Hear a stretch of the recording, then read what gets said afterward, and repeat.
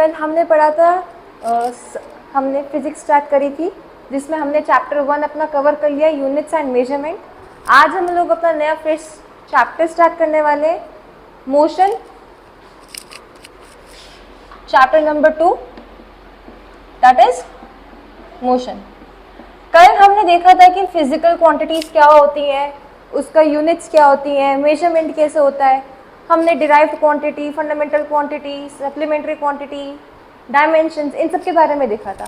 But आज हम लोग देखेंगे कि मोशन क्या होता है। फिजिकल क्वांटिटी देख ली, अब कोई भी फिजिकल क्वांटिटी है या तो वो स्टेट ऑफ मोशन में है या स्टेट ऑफ रेस्ट। अब ये स्टेट ऑफ मोशन क्या है और स्टेट ऑफ रेस्ट क्या है। तो मोशन ऐसा एक तरीके से बोल सकते हैं कोई भी बॉडी जो मूव कर रही है, चल रही है, या फिर जो अपनी इनिशियल पोजीशन और फाइनल पोजीशन चेंज कर रही है, यानी कि उसकी पोजीशन में चेंज हो रहा है। इनिशियल पोजीशन कुछ और थी, फाइनल पोजीशन कुछ और है। तो इस टाइप की बॉडी को हम बोलेंगे that the body is in state of motion. But अगर कोई ऐसी बॉडी है जो अपना पोजीशन ही चेंज नहीं कर रही है, जहाँ पहले थी वहीं अब है, उस टाइप के मोशन को, उस टाइप में हम स्टेट को बोलेंगे रेस्ट। तो मोशन में हम दो स्टेट देखते हैं, एक तो स्टेट ऑफ मोशन और दूसरा स्टेट ऑफ रेस्ट। मोशन जब इनिशियल पोजीशन और फाइनल पोजीशन में डिफरेंस है। स्टेट ऑफ रेस्ट जब दोनों पोजीशन सेम है, कोई चेंज नहीं आया मोशन में, कोई चेंज नहीं आया, ऑब्जेक्ट की प्लेसमेंट में ही है, ऑब्जेक्ट जहाँ पे पहले थी वहीं पे अब है। अब ठीक है, ये तो समझ आ गया कि मोशन क्या है। अब ऐसा तो है नहीं कि जितनी भी बॉडी चल रही है सब सेम टाइप के मोशन में, नहीं। तो नेक्स्ट टॉपिक हम पढ़ते हैं टाइप्स ऑफ मोशन। कोई बॉडी स्ट्रेट चल रही है, कोई बॉडी सर्कुलर पाथ में चल रही है, कोई सेम स्पीड से चल रही है, कोई डिफरेंट स्पीड से चल रही है, कोई पीरियोडिक मोशन फॉलो कर रही है तो कोई ऑसिलेटरी मोशन फॉलो कर रही है। तो इस टाइप के मोशंस को भी हमने कैटेगराइज करा है और अलग अलग डिविजन्स में डिवाइड करा है।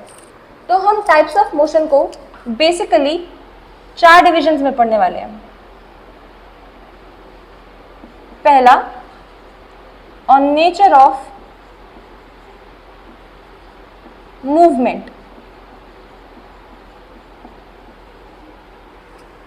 बॉडी किस मूवमेंट को फॉलो कर रही है, या फिर जो वो उसका मूवमेंट है, जो उसका मोशन है, वो किस नेचर का है, स्ट्रेट है, कर्व है, सर्कुलर है, पीरियोडिक है, किस टाइप का है। तो इस बेसिस पे भी हम फर्दर अपने मोशन को डिवाइड करते हैं सब कैटेगरीज में। सबसे पहले आता है ट्रांसलेशनल मोशन। ट्रांसलेशनल मोशन से हमें क्लियर हो जाना चाहिए कि ऐसी कोई भी बॉडी जो अब किसी स्ट्रेट पाथ में ट्रैवल कर रही है। एग्जाम्पल लेते हैं, एक कार है, a car is travelling, highway होते हैं, हाईवे बिल्कुल सीधे सीधे होते हैं। तो कोई कार है, a car is travelling at a speed of 60 kilometre per hour. XYZ कोई भी स्पीड है, कोई कार है, बिल्कुल स्ट्रेट पाथ पे, स्ट्रेट रोड पे ऐसे ट्रैवल कर रही है। ये हमारी कार है और ऐसे ट्रैवल कर रही है। तो इस टाइप के मोशन को हम लोग बोलेंगे ट्रांसलेशनल मोशन। इसमें कोई रूट डाइवर्जन नहीं होता, ना तो कोई राइट कट है, ना कोई लेफ्ट कट है, ना कोई सर्कुलर पाथ है, ना कोई कर्वीलिनियर पाथ है, एक स्ट्रेट पाथ है और इसी पाथ को हमने टर्म दिया है ट्रांसलेशनल मोशन। सेकेंड टाइप में मोशन आएगा कर्वीलिनियर मोशन। कर्वीलिनियर मोशन, अब ये कैसा मोशन है। सपोज कोई कार ट्रैवल कर रही थी और उसने ऐसा कोई कर्व लिया। साइड चेंज जब करते हैं, यूजुअली आप देखोगे कि साइड चेंज करने के लिए कार या तो राइट टर्न लेगी या लेफ्ट कट लेगी। तो ऐसे तो है नहीं कि वो ऐसे जाके ऐसे हो जाएगी, ऐसे नहीं होता ना। उसे कर्व लेना, कर्वीलिनियर पाथ, ऐसे वाला केस कुछ नहीं होता, उसे कर्वीलिनियर पाथ फॉलो करना पड़ता है। तो इसी टाइप के मोशन को हम लोग बोल रहे हैं कर्वीलिनियर मोशन। नेक्स्ट देखेंगे हम एक सर्कुलर मोशन। सर्कुलर मोशन क्या होता है। सपोज हमने एक पार्क लिया, पार्क सर्कुलर है, ये उसका फुटपाथ है जहाँ पे लोग घूमते हैं और ये पार्क का सेंटर है। तो कोई भी ऐसा मोशन जो एक सेंटर एक्सिस के अराउंड होता है उस मोशन को हम लोग बोलते हैं सर्कुलर मोशन। यानी कि यहाँ पे एक सेंटर ऑफ एक्सिस है और जो मोशन हो रहा है वो उसी सेंटर ऑफ एक्सिस के अराउंड हो रहा है। तो इस टाइप के मोशन को हम लोग बोलेंगे सर्कुलर मोशन। इसके बाद आता है पीरियोडिक मोशन। अब ये पीरियोडिक मोशन क्या है? कोई एक ऐसी बॉडी जो 2/4 मोशन कर रही है। सीधे एग्जांपल से समझते हैं, ये हमारा एक पेंडुलम है, ठीक है। ये पेंडुलम पहले इधर जा रहा है, फिर ये पेंडुलम इधर जा रहा है।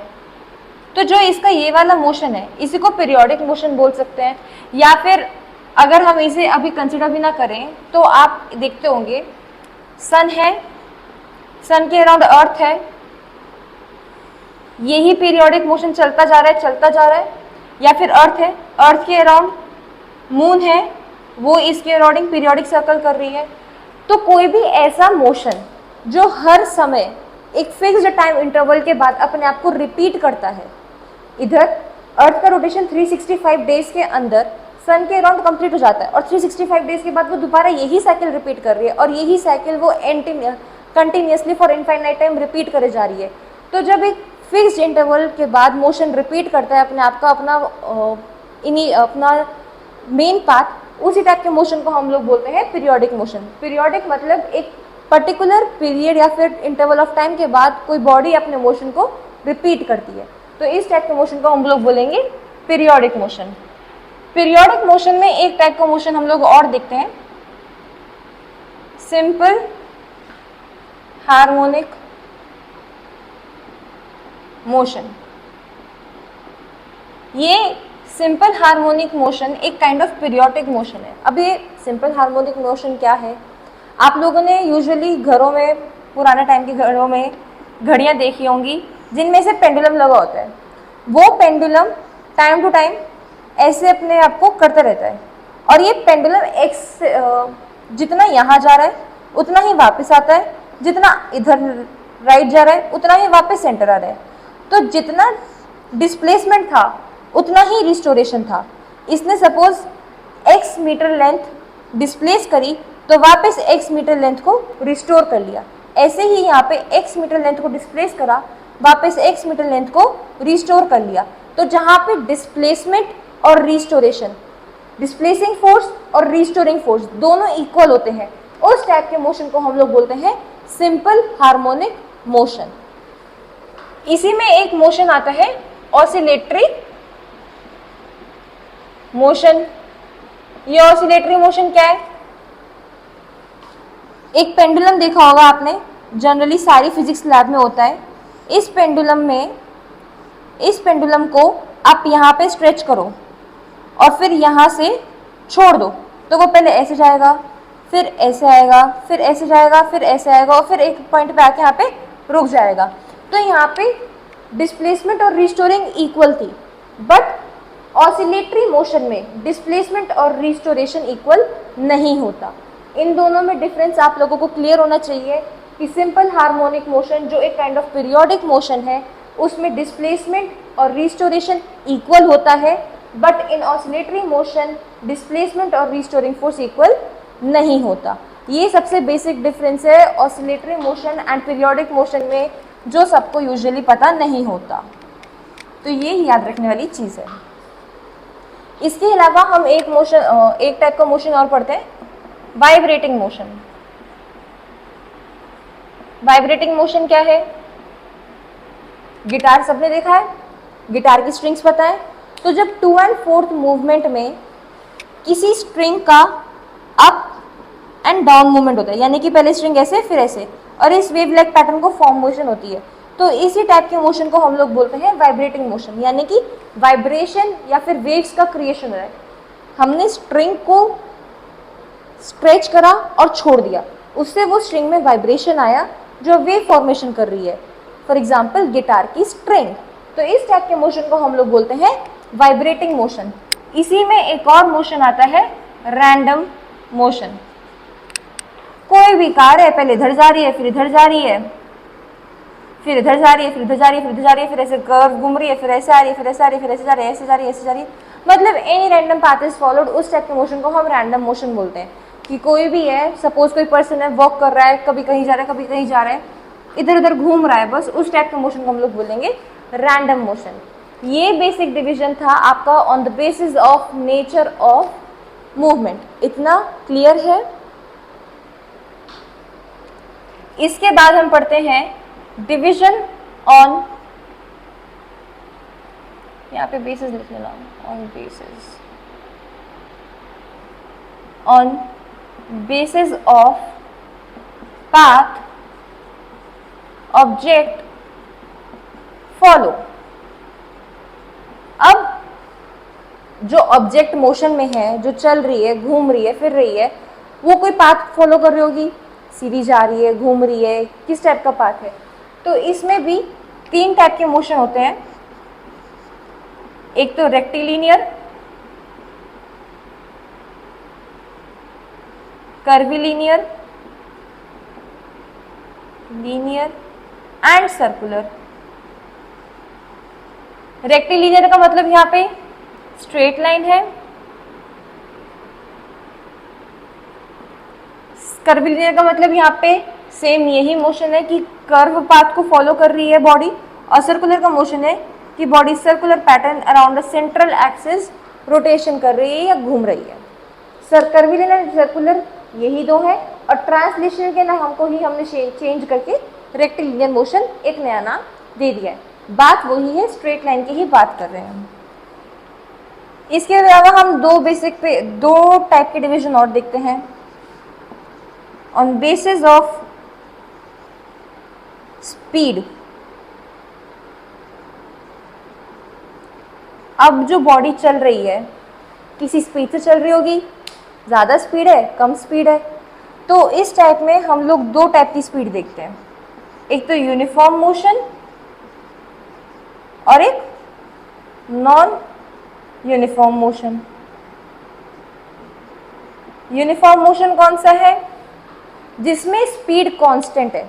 एक कार है, वो पिछले 1 घंटे से कंटिन्यूअसली 60 किलोमीटर पर आवर की स्पीड पे ही चले जा रही है, तो इस टाइप के मोशन को हम लोग बोलेंगे यूनिफॉर्म मोशन, क्योंकि कार ने अपनी स्पीड को चेंज नहीं करा है। बट अगर मैं बोलूँ कोई कार है जो एक ट्रैफिक जाम में फंसी हुई है, वो पहले 10 किलोमीटर पर आवर की स्पीड पे चल रही है, फिर रुक रही है, फिर चल रही है, फिर रुक रही है, फिर चल रही है, फिर रुक रही है, उसे कंटिन्यूअसली ब्रेक्स का यूज करना पड़ रहा है, तो उस टाइप के मोशन को हम लोग बोलेंगे नॉन यूनिफॉर्म मोशन। क्लियर है इतना? इसके बाद एक टाइप का डिवीजन और आता है ऑन बेसिस ऑफ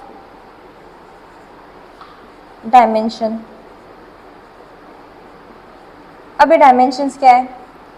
आप लोगों ने इतना सुना होगा कि there are basically 3 dimensions, x, y and z। एक x एक्सिस होती है, एक y एक्सिस होती है और एक z एक्सिस होती है। x, y एंड z, इसे बोल सकते हैं लेंथ, ब्रेथ और हाइट। ये 3 एक्सिस होते हैं और यही 3 डायमेंशंस है जो हम यहाँ पे इंक्लूड करने वाले हैं। तो डायमेंशंस के बेसिस पे हमारा 3 टाइप का मोशन होता है। पहला है 1 डायमेंशनल, 2 डायमेंशनल और 3 डायमेंशनल। अब ऐसे समझ नहीं आएगा तो थोड़ा एग्जांपल से समझने की कोशिश करते हैं। 1 डायमेंशनल मोशन, सबसे बेसिक एग्जांपल, एक कार है जो स्ट्रेट पाथ को फॉलो कर रही है या फिर स्ट्रेट लाइन में चल रही है, मतलब car is only travelling in a straight path. ये क्या हो गया हमारा? ये हो गया हमारा 1 डायमेंशनल मोशन। समझ आया? बट एक बॉल है जो प्रोजेक्टाइल फॉलो कर रही है। अब ये क्या भारी भरकम सी टर्म आ गई, प्रोजेक्टाइल। तो आप लोगों ने देखा होगा कि कोई भी पर्सन XYZ यहाँ पे खड़ा है, इसके हाथ में बॉल है और इसने अपनी बॉल को थ्रो करा और बॉल आके ऐसे गिरती है। बॉल कभी सीधे तो जाती नहीं है, बॉल ऐसे तो नहीं जाएगी ना, तो बॉल पहले थोड़ा डिस्टेंस हाइट पे लेगी और फिर नीचे जाएगी। तो इस टाइप में उसने कौन कौन से डायमेंशन करे? एक तो बॉल थोड़ी सी हाइट पे गई और दूसरी बॉल आगे गई, 2 डायमेंशन कवर हो गई। एक तो बॉल ने हाइट ली, दूसरा बॉल ने लेंथ ली। तो इस टाइप के बॉल प्रोजेक्टाइल मोशन को हम लोगों ने लिया 2D मोशन में। बट 3D मोशन में किसका एग्जाम्पल लें? तो एक बर्ड फ्लाइट का एग्जाम्पल लेते हैं। एक हमारी प्यारी सी बर्ड है, वो एक ट्री पे बैठी है, ठीक है, और इस ट्री से क्या करा, उसने उड़ना शुरू करा। तो वो ऐसे भी जा सकती है, वो ऐसे भी जा सकती है, एंड अपार्ट फ्रॉम दिस वो इधर या फिर इधर भी जा सकती है। सीधी बात बोलूं तो एक बर्ड हाइट भी ले सकती है, एक लेंथ भी कवर कर सकती है, और एक लेंथ पे वो राइट या फिर लेफ्टवर्ड डिफ्लेक्शन भी कर सकती है। तो एक बर्ड ने कितने डायमेंशंस कवर करे? 1D, 2D and 3D। तो इसलिए बर्ड की फ्लाइट को हम 3D डायमेंशनल मोशन में इंक्लूड करते हैं। ये थे बेसिक टाइप्स ऑफ मोशन। इतना समझ आया?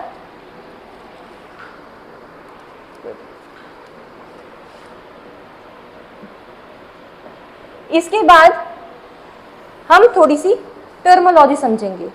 हमने समझ लिया कि मोशन क्या होता है, टाइप्स ऑफ मोशन क्या होते हैं, बट जैसे कि हमने भी फिजिक्स स्टार्ट ही करी है, तो हमें फिजिक्स को समझने के लिए थोड़े बेसिक टर्म्स हैं जो हमें पता होने चाहिए, जैसे कि distance, displacement, speed, velocity, acceleration. तो एक एक वर्ड को समझते चलेंगे। सबसे पहले समझते हैं स्पीड क्या होती है। तो स्पीड, कोई भी बॉडी किस स्पीड से चल रही है या फिर कितने पीरियड ऑफ टाइम में कितना डिस्टेंस कवर कर रही है। A time taken by a body to cover a particular distance is known as speed. इसमें क्या होता है, इसमें हम सिर्फ मैग्नीट्यूड पे ध्यान देते हैं, डायरेक्शन को कंसिडर नहीं करते।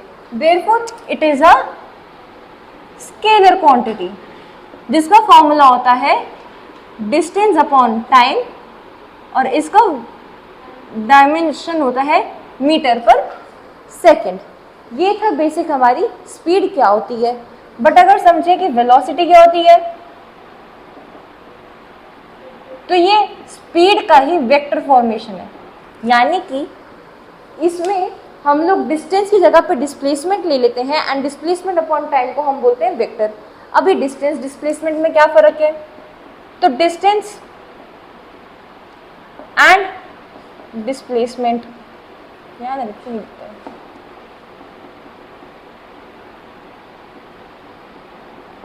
सपोज मैं अपने घर से निकली, या फिर कोई भी XYZ पर्सन अपने घर से निकला और अपने इंस्टीट्यूशन या फिर वर्किंग बिल्डिंग या फिर कहीं तक भी 10 किलोमीटर का डिस्टेंस कवर करके पहुंच जाता है, और फिर वही इंसान वापस आके किसी एक शॉपिंग मॉल पे रुक जाता है जो कि 5 किलोमीटर है।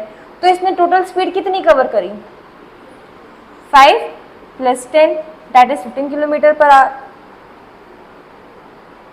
15 किलोमीटर इसने टोटल डिस्टेंस कवर करा, नॉट स्पीड। अभी डिस्टेंस की बात करते हैं। 15 किलोमीटर इसने डिस्टेंस कवर करा। बट अगर डिस्प्लेसमेंट की बात करें तो इनिशियल पॉइंट जो कि उसका क्या है, ये बीच वाला है, बीच वाला उसका फाइनल पॉइंट है, इनिशियल ये इनिशियल पॉइंट और फाइनल पॉइंट के डिस्टेंस को माइनस करते हैं, तो फिर ये आ जाती है हमारी डिस्प्लेसमेंट। यानी कि इन दोनों के बीच का शॉर्टेस्ट डिस्टेंस, जो उसका इनिशियल पॉइंट घर था और जो शॉपिंग मॉल जिसपे वो अब है, इन दोनों के बीच का डिस्टेंस, मिनिमम डिस्टेंस जो होगा वो हमारी होगी displacement. Therefore distance is a scalar quantity and displacement is a vector quantity, जिसकी वजह से स्पीड हमारी स्केलर है और वेलोसिटी हमारी वेक्टर क्वांटिटी है।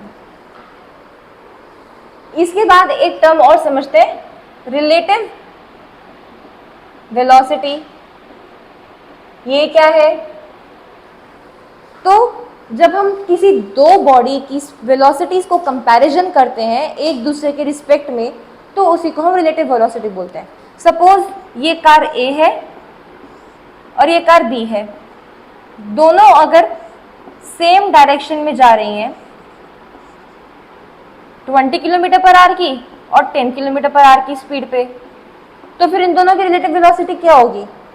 अगर सेम डायरेक्शन है तो इन दोनों की रिलेटिव वेलोसिटी को कर दिया जाएगा माइनस, और अगर A इधर और B इधर जा रही है 20 और 10 पे, तो अपोजिट डायरेक्शन के केस में इन दोनों की रिलेटिव वेलोसिटी निकालने के लिए 20 + 10 कर दिया जाता है, यानी कि 30।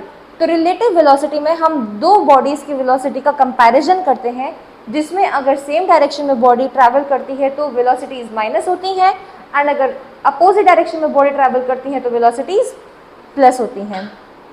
इतना समझ आया? इसके बाद एक टर्म हम लोग देखते हैं एक्सेलरेशन। एक्सेलरेशन क्या होता है?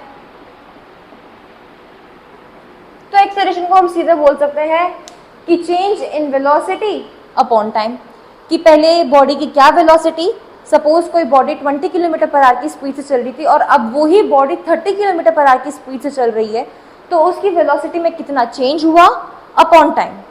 समझ आया? यानी कि initial final velocity minus initial velocity upon time, इसी को हम लोग बोलते हैं acceleration.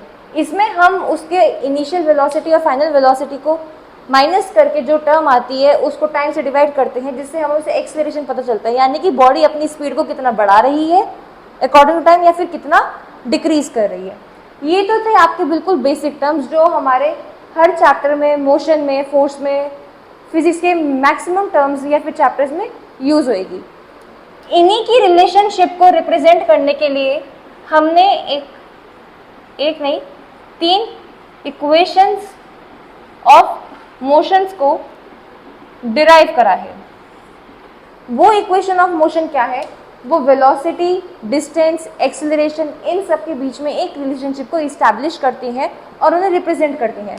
3 equation of motion, derivation याद करने की जरूरत नहीं है, but as purpose of gaining knowledge you should know this equation of motion.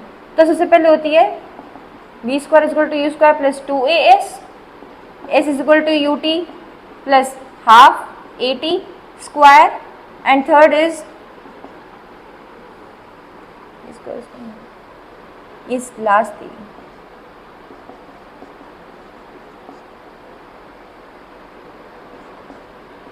ये 3 आपकी इक्वेशंस ऑफ मोशन होती हैं जिन पे हम अपने मोशन की डेरिवेशन को डिराइव कर सकते हैं और स्पीड, वेलोसिटी, डिस्टेंस, एक्सेलरेशन के बीच में रिलेशन इस्टेब्लिश कर सकते हैं। ओके, अब हमें ये भी समझ आ गया मोशन क्या है, उसके टाइप्स क्या हैं, उसके डेरिवेशंस क्या हैं, उसकी इक्वेशंस क्या हैं। अब हमें एक चीज़ और पता होनी चाहिए कि आप लोगों ने बेसिक टर्म सुना होगा acceleration due to gravity, free fall. आप लिफ्ट में होते हो, आपकी लिफ्ट एकदम से नीचे आती है तो आपको एक free fall type of condition का फील होता है। वो फ्री फॉल क्यों होता है? फ्री फॉल और एक्सेलरेशन ड्यू टू ग्रेविटी। कोई भी बॉडी आप हवा में फेंको तो वो वापस अर्थ के सेंटर की तरफ एक ग्रेविटेशनल पुल अट्रैक्ट करती है या फिर फील करती है, जिसकी वजह से वो बॉडी वापस अर्थ के सेंटर की तरफ ग्रेविटेशनल पुल से बैक टू अर्थ सरफेस आ जाती है। इसी को बोलते हैं हम एक्सेलरेशन ड्यू टू ग्रेविटी। यानी कि हर बॉडी जितनी भी अर्थ सरफेस पे या फिर जितनी भी अर्थ पे हैं, जितनी भी हमारे इस एटमॉस्फेयर के अंदर हैं, उन सब पे एक एक्सेलरेशन ड्यू टू ग्रेविटी लगती है, जो एक ग्रेविटेशनल पुल है जो अर्थ के सेंटर की तरफ उसे बॉडी को अट्रैक्ट करता है, जिसकी वैल्यू होती है 9.8 मीटर पर सेकेंड स्क्वायर। अब जब यही ग्रेविटी किसी बॉडी के ऊपर एक हाइट पे लग रही है, सपोज कोई बॉडी एक हाइट पे स्टेबली रुकी हुई थी, बट अभी उसके नीचे से कोई प्लेटफॉर्म हटा और वो बॉडी एकदम से आसमान से नीचे गिर रही है, तो जब वो बॉडी नीचे गिर रही होगी तो उसी को हम फ्री फॉल बोलेंगे और उस पर ये एक्सेलरेशन ड्यू टू ग्रेविटी की वैल्यू 9.8 मीटर पर सेकेंड स्क्वायर लगती है, जो कि एक यूनिवर्सल वैल्यू है जो कि सब पर लगती है। समझ आया कि एक्सेलरेशन ड्यू टू ग्रेविटी क्या है एंड फ्री फॉल क्या है। ऐसे हम एक मोशन पढ़ते हैं, प्रोजेक्टाइल मोशन, जो कि एक और इम्पॉर्टेंट टर्म है, जो कि मैंने अभी आपको बताया कि सपोज आप किसी बॉल को हवा में फेंको तो वो बॉल ऐसे वाला कर्व लीनियर पाथ को फॉलो करती है। इस प्रोजेक्टाइल मोशन की खासियत क्या होती है? इसमें 2 मोशन एक साथ एक्ट करते हैं। एक तो हॉरिजॉन्टल मोशन जिसमें वेलोसिटी कांस्टेंट होती है, और दूसरा एक वर्टिकल मोशन। एक बॉडी क्योंकि वो हॉरिजॉन्टल जा रही है, वेलोसिटी उसकी कांस्टेंट है, जो वेलोसिटी यही थी वो वेलोसिटी जब तक वो रुकेगी नहीं तब तक रहेगी। और दूसरा वर्टिकल मोशन जिसमें उसका एक्सेलरेशन कांस्टेंट रहता है। ये सारे वो टॉपिक हैं जो आपको रटने नहीं है, बट आपको इन जनरल नॉलेज पता होने चाहिए, क्योंकि ये generally widely and broadly use terms है फिजिक्स की। तो इसलिए प्रोजेक्टाइल मोशन मैं आपको बता रही हूँ, इसमें दो मोशन लगते हैं, एक हॉरिजॉन्टल जिसमें वेलोसिटी कांस्टेंट रहती है, और एक वर्टिकल मोशन जिसमें एक्सीलरेशन कांस्टेंट रहती है। ये तो थी ये पूरा था हमारा basic introduction of motion chapter, या फिर बेसिक टर्मोलॉजी जो हमारे मोशन चैप्टर के लिए काफ़ी इम्पॉर्टेंट रहती है। बट एक चीज़ और है जो हमारे लिए बहुत इम्पॉर्टेंट रहती है मोशन चैप्टर में। आप लोगों ने अधिकतर सुना होगा displacement time, distance time graph, distance time graph. एक होता है वेलोसिटी या फिर displacement time graph, velocity time graph. तो ये दो ग्राफ हमारे लिए बहुत इंपॉर्टेंट रहते हैं। इसमें क्या होता है, वाई एक्सिस पे हम लोग टाइम रखते हैं और डिस्टेंस को रखते हैं इस पे, वाई एक्सिस पे। एक्स एक्सिस पे टाइम है, वाई एक्सिस पे डिस्टेंस है। तो कोई भी बॉडी अगर कांस्टेंट स्पीड से चल रही है तो उसका ग्राफ स्ट्रेट बनता है। कोई बॉडी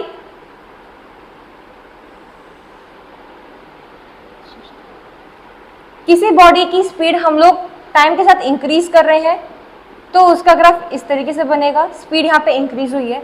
बट हम किसी बॉडी की स्पीड को डिक्रीज कर दें तो उसका ग्राफ डी एक्सलरेटिंग बनता है, यानी कि यहाँ पे स्पीड बढ़ाई, एक्सलरेशन हुआ और डिस्टेंस बढ़ा और साथ में टाइम भी बढ़ा। बट अगर हमने स्पीड घटा दी तो हमारे डिस्टेंस भी कम हो गया और टाइम भी कम हो गया। अगर हमारी बॉडी कांस्टेंट स्पीड से चल रही है तो वो एक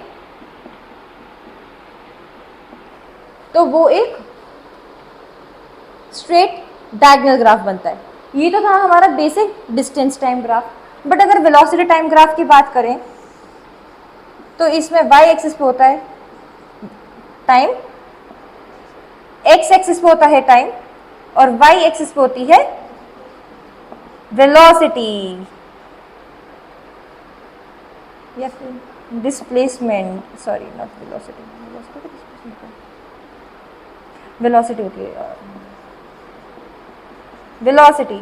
तो अगर मैं बात करूं कि कोई बॉडी है, सपोज मेरी कार है, मैंने कार को एक्सीलरेट करा, मैंने अपनी कार की स्पीड को बढ़ाया, तो पहले एक्सीलरेशन हुआ, कांस्टेंट एक्सीलरेशन हुआ, फिर मैंने एक्सीलरेशन को और हाई कर दिया तो हाई एक्सीलरेशन हुआ, फिर मैंने अपनी कार की स्पीड को कांस्टेंट कर दिया, यानी कि मैंने यहाँ पे अपनी वेलोसिटी को कांस्टेंट कर दिया। यहाँ पे ना तो मैं स्पीड बढ़ा रही हूँ ना घटा रही हूँ।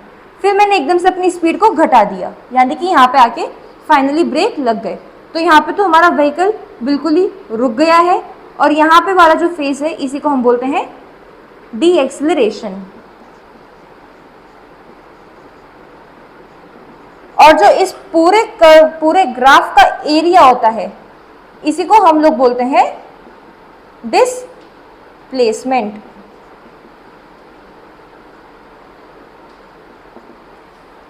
इस ग्राफ में कोई एरिया का रूल नहीं था, ये normal distance and time graph था कि अगर हम अपनी स्पीड बढ़ा रहे हैं तो डिस्टेंस भी बढ़ रही है, टाइम भी बढ़ रही है। स्पीड बढ़ा रहे हैं तो इस टाइप का ग्राफ बन रहा है, स्पीड घटा रहे हैं तो इस टाइप का ग्राफ बन रहा है। वेलोसिटी टाइम ग्राफ में पहले हमने एक्सीलरेशन दिया, बॉडी को स्टार्ट किया, फिर हमने एक्सीलरेशन बढ़ाया, फिर हमने वेलोसिटी कांस्टेंट करी, फिर हमने बॉडी को की स्पीड कम कर दी, डीएक्सीलरेशन कर दिया और फिर हमने बॉडी को स्टॉप कर दिया।